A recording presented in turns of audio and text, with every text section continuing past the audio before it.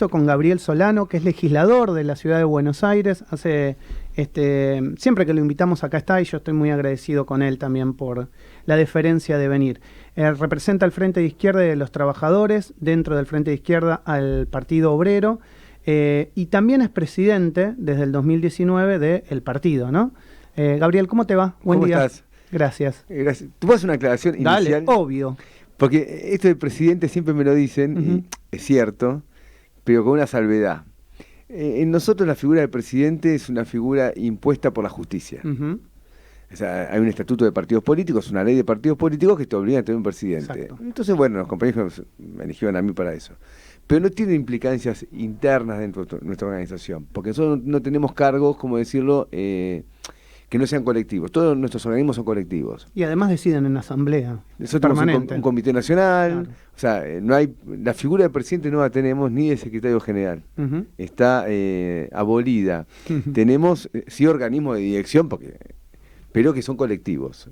Aclaradísimo. Aclarado, digo. Y está bien, pero bueno, está bueno decirlo. Está No, bueno me interesa aclararlo. porque también que la gente sepa cómo funcionamos nosotros. Para bien o para mal, cada uno puede hacer su opinión, pero así funcionamos. Bueno, te traslado una de las preguntas que dejó recién el invitado previo, que es Yamil Santoro, que hablaba de que en el marco de esta situación tan difícil que vive la Argentina, que creo que el diagnóstico es igual para todos, no tanto para los liberales como para la izquierda, de una situación de pobreza, de hambre, de indigencia, de endeudamiento, de falta de empleo.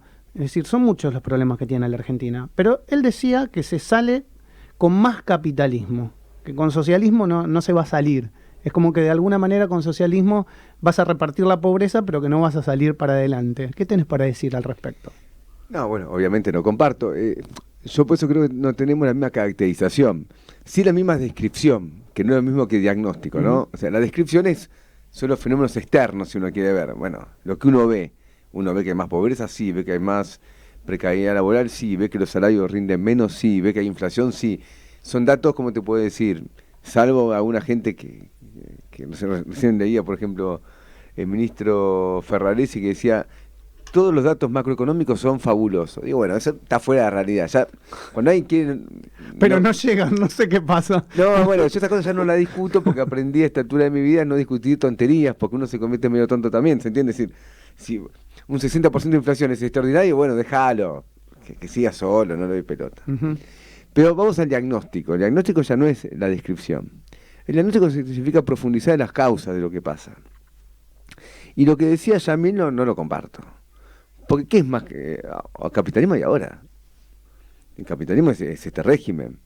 El pago de la deuda externa, la banca privada que se fuga los recursos del país de una manera escandalosa, una fuga de capitales que concentra en el exterior casi 400.000 millones de dólares, el equivalente a un Producto Bruto Interno. Capitalismo es una precarización laboral que le asegura a los empresarios una tasa de beneficio que no la aseguran por inversión. Entonces la aseguran descargando el ajuste sobre los trabajadores, sea con salarios bajos o sea con condiciones de trabajo, o en general las dos cosas van de la mano. Entonces eso es el capitalismo. Después si tiene una idea de capitalismo no sé cuál, bueno, se da su idea a la noche cuando lee un libro. El capitalismo es esto, no es otra cosa, es lo que estamos viendo. Entonces que no me vengan a contar un cuento de que hay un capitalismo distinto a este capitalismo. Y las regulaciones del Estado, que muchos liberales critican, también son capitalistas esas regulaciones del Estado. Porque uno tiene que ver a qué asegura, a qué interés se beneficia esas regulaciones estatales. Yo te doy un ejemplo. Vos que decías comprar dólares, ¿a cuánto lo compras? A $200 en el Blue. Un importador va a comprar dólares, ¿cuánto lo paga? 110, se lo vende el Banco Central. Vos compras dólares, dijimos 200. Que un privado, un empresario que tiene deuda en el extranjero para comprar una máquina, ¿cuánto se vende? 110. Sí. Entonces hay una regulación del Estado que a vos te perjudica, porque vos el dólar lo comprás casi el doble que un empresario. Entonces, recién estaba leyendo el tema del petróleo, del gas, que es tan preocupante en el mundo y en Argentina.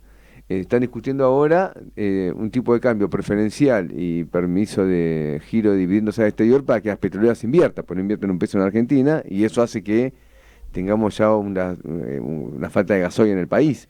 Entonces, le dan a empresarios lo que no te dan a vos. Entonces, las regulaciones del Estado no son socialistas, como pretende decir no, Yamil. son capitalistas. Son capitalistas, porque es un Estado capitalista. Entonces, ojo con las regulaciones del Estado, porque los empresarios quieren esas regulaciones. Les permiten beneficios enormes, y eso es lo que da finalmente condiciones para que en Argentina, sin inversión, porque no hay inversión, la tasa de inversión es de la más baja de su historia, y la inversión es importante porque muestra dónde va un país. En general, Argentina no está reponiendo ni siquiera el capital que se deprecia, porque el capital no es que tiene una vida útil. Y eso no hace que, no obstaculiza que tengan beneficios extraordinarios, mediante todo este tipo de regulaciones que permiten muchos beneficios, ¿no? Gabriel, recién nombraste al pasar, y no me parece menor, es todo lo que está sucediendo con el Fondo Monetario Internacional. Esta mañana en la editorial que hacía, conversaba un poco de las reuniones que había tenido el expresidente Mauricio Macri previo a la devaluación y la fuga de 33.000 millones de dólares, que es más o menos lo que está calculando el Banco Central, que se dieron los días previos. En parte para explicar dónde está el dinero de la fuga y del Fondo Monetario que prestó y dónde está. Hay verdades a medias a veces, ¿no? Yo decía en esa editorial, como en parte que se fue a la fuga, como en parte también que sirvió para cubrir agujeros fiscales, tal vez del gobierno anterior, y todo es parte del mismo problema, ¿no? Lo que pasa es que el dinero, como se dice, es fungible. O sea, esa plata, ¿para qué se usó? Bueno, una parte se usó para la fuga de capitales, no cabe la menor duda. Bueno, para Yamil, el acuerdo con el fondo también es una regulación del Estado. Es un acuerdo del Estado, en este caso con el FMI, que prestó plata con una finalidad muy clara. ¿Pero cuál era la finalidad? Bajo el primer momento del macrismo, ingresó mucho dinero para explotar en Argentina una tasa de interés diferencial con el mundo. Lo que se llama el carry trade. Sí. Que hoy, leí un artículo, de paso te lo digo, en El Cronista, quien quiere lo puede leer, que dice que carry trade ahora con Alberto Fernández está rindiendo el 5% en dólares mensual. Lo leí en tu Twitter. Mensual. Sí. Es decir, en ningún lugar del mundo tenés beneficios porque es arriba del 60 anual en dólares. Es un país que está hipotecado, o sea, es como que pusimos una bandera y te lo compra cualquiera. Pero no lo digo yo, lo está en El Cronista. Y El Cronista lo dice porque saca la cuenta, tampoco es tan difícil de sacar. ¿Por qué lo cito? Porque también ahora está pasando lo que pasó con Macri, ¿eh? Es decir, también está lo mismo. Entra fondos del exterior. ¿Cómo es el negocio? Vos pedís plata afuera a una tasa de interés más baja, venís con esos dólares, los cambiás a pesos, y después obtenés una tasa de interés del 50%, digamos, y la especulación, ¿cómo es para que el beneficio cierre? Que al final, cuando te vas, el dólar no cambió su valor original. Exacto. Bueno, como el dólar está más o menos estable en este momento, y se sospecha que ahora viene la guita de la cosecha, que en los primeros momentos del año entra plata por la cosecha, vamos a mantenerse estable un tiempito más, se hacen negocios espectaculares. A Macri le pasó, y vinieron grupos de inversión enormes, Templeton, estos grupos grandes, Pinco, y en un momento se querían llevar la guita, pero no estaban los dólares. Los cambiaban de pesos a dólares, cuando fueron con los pesos, acá no hay dólares. Entonces no me cierra el negocio. ¿Quién puso los dólares? El Fondo Monetario. Claro.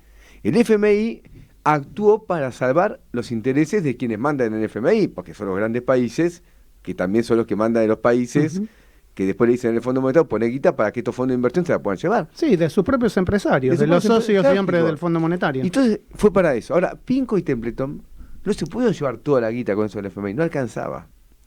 Entonces, cuando se discutió el acuerdo con el FMI actual, hubo una cláusula que no está escrita, pero que está en todos los diarios, que el FMI puso en la mesa de negociación qué pasa con esos fondos, que todavía no se la llevaron toda. Entonces acordaron con Guzmán que, para que no se estabilice todo el sistema monetario argentino, le van a cambiar los títulos en pesos que tiene por títulos en dólares. Eso está, se puede haber leído, está en los diarios. Yo no tengo esta información directa porque no soy amigo ni de Templeton, ni de Pinco, ni de nadie. Sí, pero seguramente lo vamos a ver en los próximos días. Lo vamos a ver.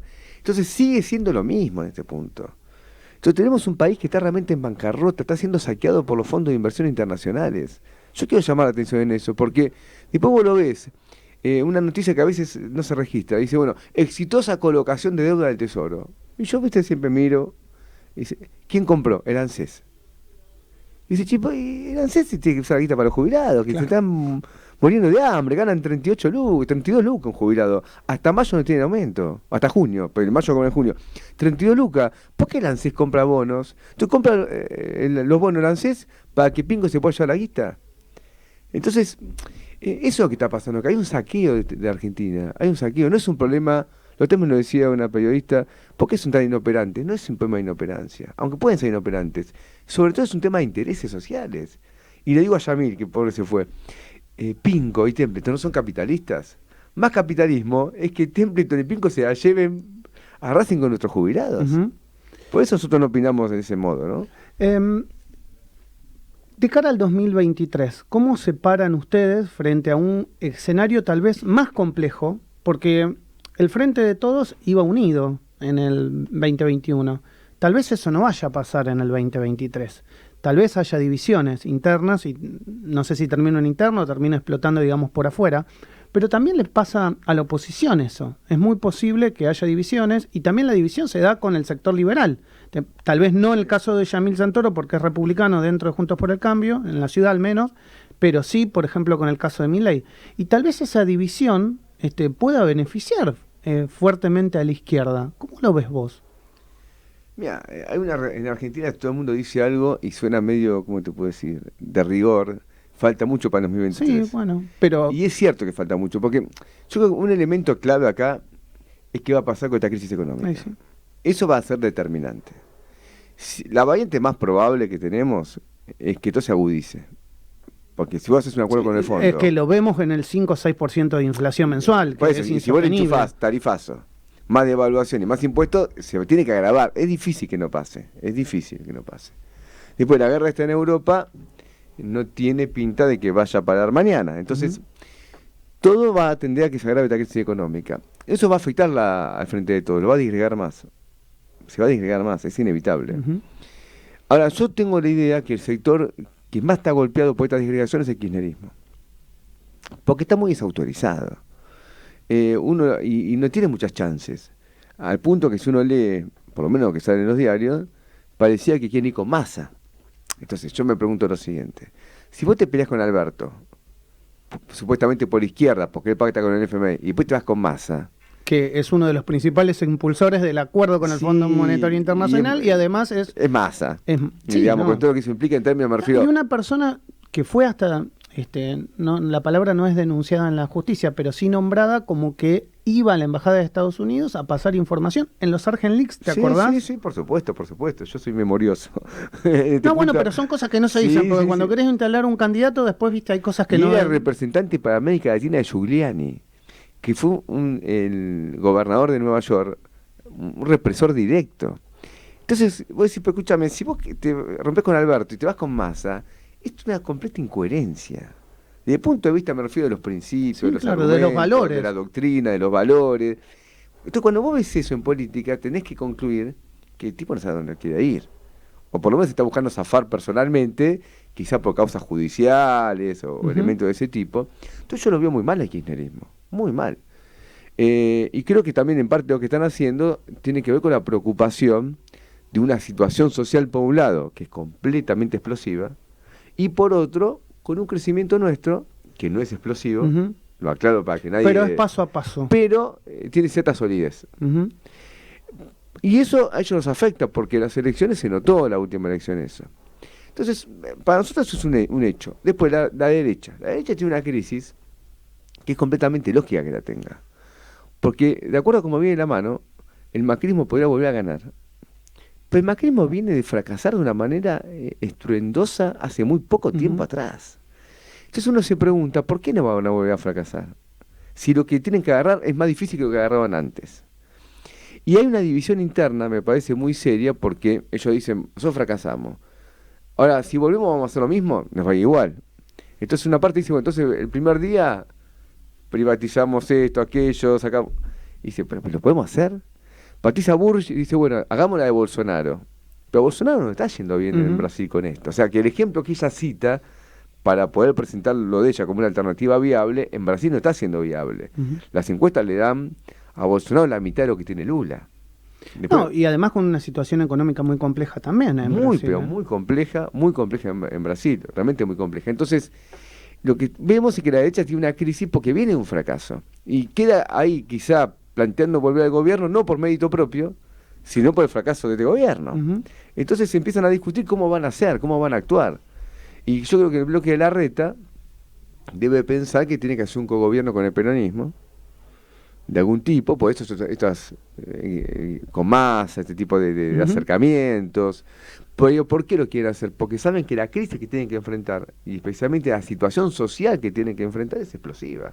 Es completamente explosiva. Te pregunto también por una visita de las que tenemos ahora, que es la de Gabriel Boric en Argentina, Sí. presidente de Chile, porque, digamos, sin ser iguales, tienen una situación parecida. Él empezó, digamos, con las revueltas populares, y vos también empezaste desde muy chico militando en la universidad, luchando, digamos, por la educación. ¿Cómo ves la situación de Chile y la llegada de un presidente, si querés, de izquierda, de centro izquierda, y qué es lo que puede llegar a pasar con un país que es tan desigual, mucho más desigual que en la Argentina, ¿no? Mira, es claro que lo de Chile es un cambio político, porque Chile fue gobernado mucho tiempo por la derecha. Sí. Incluso cuando gobernaba la centroizquierda, llamémosle la coalición socialista, demócrata cristiano, era muy, muy poco socialista, si se quiere, y es uno de los países más elegidos por Estados Unidos en la región. Eso no cabe ninguna duda. Ahora bien, y la revuelta popular tan prolongada que tuvo Chile, que hasta cierto punto se mantiene, hasta cierto punto en la actualidad, que dio lugar a un cambio de constitución, la constitución de que está haciendo ahora y todo. Esto es un cambio. Ahora bien, yo veo que este gobierno no le veo expectativas. Hay un cargo muy importante en cualquier gobierno, y en América Latina siempre es clave, que es el ministro de Economía. Si vos decís de todos los cargos, ¿cuál preguntás primero? No preguntás, el por ejemplo, ministro de Economía, para saber hacia dónde vas. Lógico, vos no preguntás primero quién puso el ministro de Exacto. Interior, quién puso el ministro de Desarrollo Social. Sí, El ministro de Economía es el cargo número uno. ¿A quién puso? Puso al que fue presidente del Banco Central de Piñera. Entonces, las prevenciones, ¿cómo te puedo decir? Son absolutamente razonables. Porque fue a buscar, y son esas cosas que en política vale por el contenido y vale por el gesto. Exacto. Porque cuando vos querés, cuando yo pongo al presidente del Banco Central de Piñera, no estoy diciendo, deben tener economistas amigos de él que deben... ¿Por qué vas a buscar a uno de otro palo que jugó un papel tan relevante en otro gobierno, si es que vos no querés mostrar? Ahora, esto no significa que él no tenga que hacer ciertas modificaciones de lo que venía pasando. Y las tiene que hacer porque lo que venía pasando llevó a la revuelta popular. Entonces, a que él ganara. A que él ganara. Entonces, tiene que tomar nota de eso, porque si no va a tener una revuelta popular él en el corto plazo. Ahora, esos cambios que vayas a hacer no quiere decir que sean necesariamente positivos. Por ejemplo, en Chile hay un régimen de jubilación privada, que es un tema de los más importantes que tendría que resolver, creo, su gobierno. En parte la rebelión popular contra Piñera empezó por el tema de un afluente fue la educación, pero otro afluente importante fue el tema de la jubilación privada, y ahí fue muy fuerte los sindicatos. Exacto. Son las viejas FJP de Argentina, Sí. digamos. Un régimen de confiscación del salario. ¿Qué va a hacer? Porque ese es el tema con los bancos. Y no está claro su propuesta. Originalmente dijo que las iba a terminar. Después dijo que no las iba a terminar, sino que quedaba como algo residual y para el futuro era del Estado. Ahora capaz que parece que eso es mixto. No sabemos su propuesta. Entonces, sobre todo estos temas, me parece que tendría que mostrar un poco más las cartas, pero como punto de partida, nuestras reservas por su gabinete son absolutamente evidentes. Después dicen, bueno, pero puso mayoría de mujeres. Sí, pero a mí eso no me conforma. Porque si bien me parece bueno que pueda haber una mayoría de mujeres hay de todo tipo y color. Y después no me gusta tampoco que se pongan mujeres, ¿cómo te puedo decir? Para envolver un planteo reaccionario. Es decir, Sí, para cubrir un cupo, digamos, decir, porque es mujer. No, o para hacer... Esto es progresista porque tengo mujeres. Exacto, claro. Y te pongo un solo hombre, Claro. te pongo todas mujeres. Claro. Pero el cargo de ministro de Economía se lo doy a un hombre que fue ministro. Claro. Entonces, ¿qué pasa? Las mujeres se utilizan como una especie de envoltorio progresista, y eso yo noto un poco también. Entonces veo a la prensa que le gusta a Boric diciendo, son todas mujeres, y el hombre, no, el hombre no me gusta, pero no es que se puso al hombre en un cargo ¿cómo te puede? Subordinado, sino que en el lugar central, y no a cualquier hombre, al hombre que Está manejó clarísimo. la finanza bajo gobierno de Piñera. Entonces, ¿ahora qué pasa? Dentro de 6 meses, si querés, volvemos a hablar. Yo no quiero decir todo lo que pienso, pero creo que ya queda bastante claro. Pero está claro, Digo, digamos. pinchar globos, ¿viste? Pero me parece que estamos obligados a montar estas reservas. Yo fui a Chile cuando fue a la Vuelta Popular. Yo estuve en Chile. Fui con Romina del Plata, estuvimos ahí unos días. Y me pareció interesante, uno va a fenómenos tan convulsivos y aprende, mira. se lleva una impresión distinta de cuando es leer algo nada más. Y en esa reunión popular, el bloque que ganó ahora no jugó un papel de impulso. A Boric, en las marchas la gente le decía barbaridades. Porque él firmó un acuerdo en el curso de esa rebelión para hacer una modificación constitucional en términos que la población, por lo menos la que estaba movilizada, no le gustaba mucho. Y se acusaba de traidor directamente. Posiblemente la firma... Claro, tal vez más matizada a lo que se quería modificar. Muchísimo más. Claro. Y aparte no había sido consultado con la gente que estaba peleando en la calle. Está bien.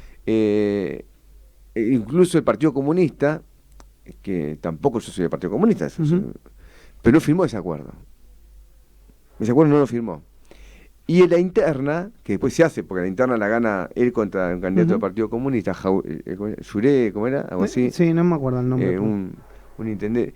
Eso pesó mucho, para que fuerzas sociales más ligadas al régimen lo apoyen a Boric contra el Partido Comunista.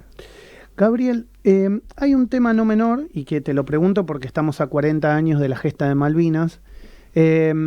Es el tema de tener un país invasor como es Gran Bretaña en nuestro territorio, parte de nuestra soberanía, como reclamamos permanentemente, que son las islas.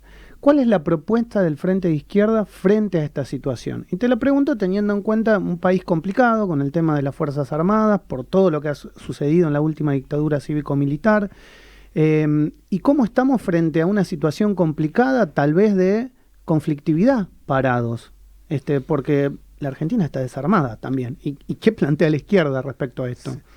A ver, tener una base de la OTAN en las Malvinas es un peligro. Vos fíjate que nosotros no queremos tener una base china en Neuquén, que es militar, pero no tiene, no tiene rango, armas. Claro. Tiene un rango militar, pero no hay aviones claro, ahí exacto. chinos, ¿entiendes? Y es un peligro. Es un peligro. Ahora, tener una base de la OTAN es peligrosísimo. Y ahora, si vos querés, más que antes. Porque América Latina se ha convertido en un lugar de disputa. Sí. Con China especialmente. Y a partir de lo que está pasando en Ucrania también, ¿no? El nuevo reparto del mundo. A ver, mañana China interviene de otra manera en la guerra de Ucrania y vos vas a tener una base militar en tu territorio nacional que va a operar contra China en América Latina. Va a operar militarmente, si fuese necesario. Entonces te entra la guerra, las guerras que no entraron ni a primera ni a segunda en el siglo XX en América Latina de modo directo, te entra por las Malvinas.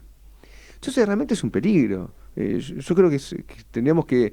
Por eso digo que ahora es peor que antes por cómo está América Latina en la disputa geomundial, ¿se entiende? Pero sabés que todo eso es un diagnóstico que lo están teniendo todos los partidos políticos y es una visión que se están dando cuenta. Ahora, ¿cómo hacemos? Porque también la Argentina no tiene ni siquiera poder defensivo, ya no te digo ni poder de fuego. A ver, yo diría lo siguiente al respecto. El tema nacional de Argentina, y más general, el tema nacional de América Latina, las Malvinas juega un papel, pero no se reduce a las Malvinas. Entonces nosotros no encararíamos el problema nacional. Cuando digo problema nacional, para que me entienda la audiencia, a la opresión que sufre el continente por el imperialismo. El capital financiero, las deudas externas, todo eso. Malvinas es un aspecto de ellos, pero no es el aspecto, si vos querés, ni siquiera el principal. Entonces nosotros no empezaríamos por Malvinas, en el sentido, nosotros no somos partidarios de una recuperación militar de las Malvinas en la actualidad. Quiero ser categórico. Sería un error. Porque aparte eso, ¿qué nos llevaría? Por ejemplo, a un rearme de nuestro ejército. Argentina no tiene la capacidad para armarse ahora. Es un país empobrecido. Yo no gastaría la guita. Si yo gobierno, no gasto la guita para comprar ahora armas. Empecemos por otra situación. Después, ¿qué sentido tiene querer recuperar las Malvinas militarmente y tengo el sistema financiero en manos del imperialismo... De la banca. De la banca. De la banca extranjera. O hago un pacto. Es decir, el imperialismo tiene, si vos querés, un brazo militar, la OTAN, un brazo financiero, el FMI. Me voy a pelear con la OTAN y acordar con el FMI. No es coherente. Si yo tengo que ir a un choque, déjame elegir el terreno de ese choque. Y el terreno de ese choque yo prefiero hoy pelearme con el FMI que pelearme con la OTAN. ¿Por qué? Porque tiene que ver con las reivindicaciones más importantes que sufre la población de Argentina y de América Latina. Empecemos por ahí. Empecemos por recuperar el sistema financiero, empecemos por recuperar el petróleo y el gas, empecemos por recuperar los comercios exteriores que están manejados por un grupo de empresas internacionales. Cuando eso lo tengamos, te puedo asegurar que lo de Malvinas lo vamos a resolver más fácilmente. Incluso en un momento, si fuese necesario militarmente... Claro, porque tenés poder soberano económico para poder plantarte frente lógico, incluso si fuese necesario militarmente, pero en condiciones que no son las actuales. Pues si yo logré unir a América Latina realmente socialmente, financieramente, energéticamente, todo, lo de las Malvinas, digo, lo puedo resolver. Incluso digo, llegado el caso, militarmente, pero en condiciones que no son las actuales. Hoy, un rearme de nuestras Fuerzas Armadas, nosotros no lo auspiciamos de ninguna manera. Y aparte hay otro problema. Una cosa es rearmar, y acá quiero ser, porque nosotros venimos de 2 aniversarios, el de Malvinas y el de 24 de marzo. Golpe de Estado. Y que están unidos, porque tuvo que ver la recuperación Obvio. de Malvinas con el problema de la dictadura. Yo no voy a rearmar ningún ejército que lo dije un Estado capitalista. No lo voy a hacer. ¿Por qué? Porque mañana ese ejército que supuestamente lo rearmé para recuperar Malvinas, termina siendo utilizado contra los trabajadores dentro del país. ¿Y cuál sería el rol de las Fuerzas Armadas en un eventual gobierno del Frente de Izquierda? Bueno, ahí jugarían un papel distinto, porque serían obviamente Fuerzas Armadas que tendrían que defender al país de una agresión externa, pero no de una agresión externa de un país hermano, sino una agresión externa como consecuencia de las transformaciones sociales que hacemos nosotros. Entonces, nosotros no nos queremos pelear con Chile por a ver quién se queda con tal yacimiento para vendérselo a la Barrigol de la cordillera de los Andes. Se entiende. ¿Se entiende eso? No, nosotros que queremos la unidad de los pueblos de América Latina. Ese tipo de enfrentamientos no lo vamos a auspiciar jamás. Ahora, mañana nosotros nacionalizamos la banca y puede haber una amenaza, tenemos que tener una manera de defendernos. Pero ojo que el imperialismo tampoco puede invadir Argentina tan fácilmente. Porque, si vos tomás esta medida te invaden. ¿Te parece? Tampoco están tan bien. No. Es decir, Estados Unidos a nivel mundial tiene un retroceso. Sigue siendo obviamente la principal potencia internacional y eso está fuera de duda. Pero no cabe duda también que lo que está pasando en Europa no podría estar pasando si a la vez... Sí, Estados Unidos no se hubiese retirado como se retiró. De Afganistán, hay un declive de su capacidad de intervención internacional, no cabe la menor duda. Entonces también darle al enemigo más poder que tiene, cuando ya tiene bastante, es una forma de derrotismo. ¿Entendés? No hagamos nada contra España, pues bueno, y se podía hacer...